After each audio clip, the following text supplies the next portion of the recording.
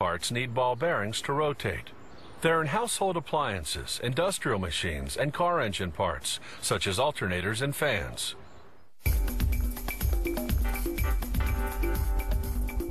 This is what's called a deep groove radial ball bearing.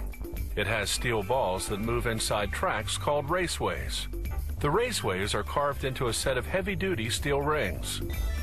The balls are made of the same type of steel. They first prepare to shape the rings to the right thickness. They insert the inner ring into the outer ring.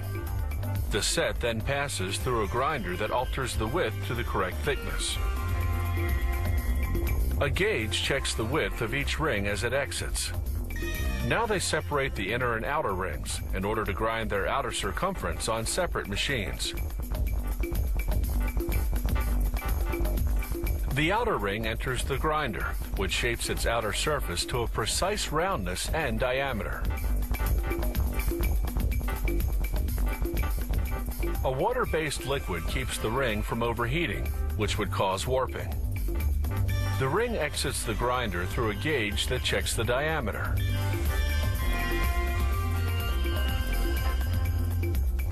Next, the outer ring's raceway goes for grinding.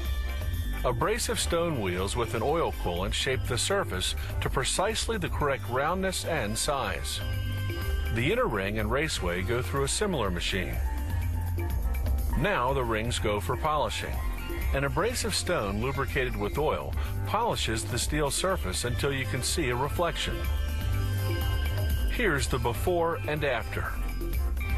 Next stop, washing. They coat the rings with thick oil and a fine stone grit. They clean the raceways with kerosene. Elsewhere in the plant, they classify the steel balls according to size. These balls started out as steel wire. A machine cut them into pieces and a die punched them into rough balls. Those rough balls go into a grinder, which removes the bumps. Then other machines round them out and give them a mirror finish.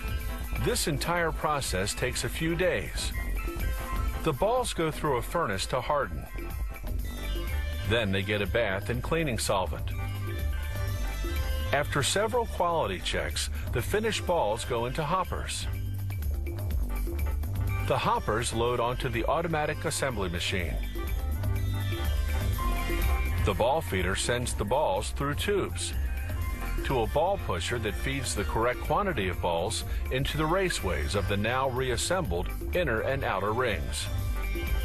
A ball divider positions the balls evenly around the raceways.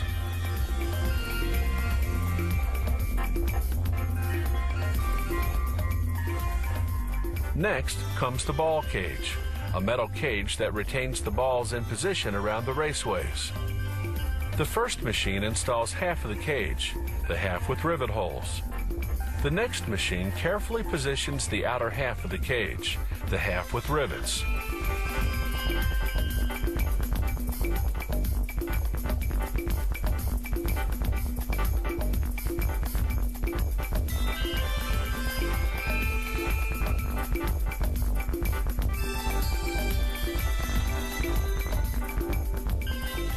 The machine test spins the bearing, then rivets the two halves of the ball cage together.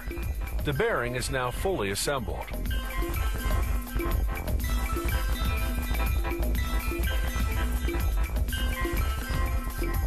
Now it goes into a solvent bath, then to a series of automated quality control tests. This noise vibration tester makes sure the ball bearing operates quietly. Some types of bearings are lubricated with grease. A machine squirts grease evenly into the bearing's raceways, then inserts a rubber seal to contain the grease. A final quality control test. An automated scale tosses out any bum bearings that aren't the required weight. The good ones move on to the laser, which marks them with information such as the part number and the trademark.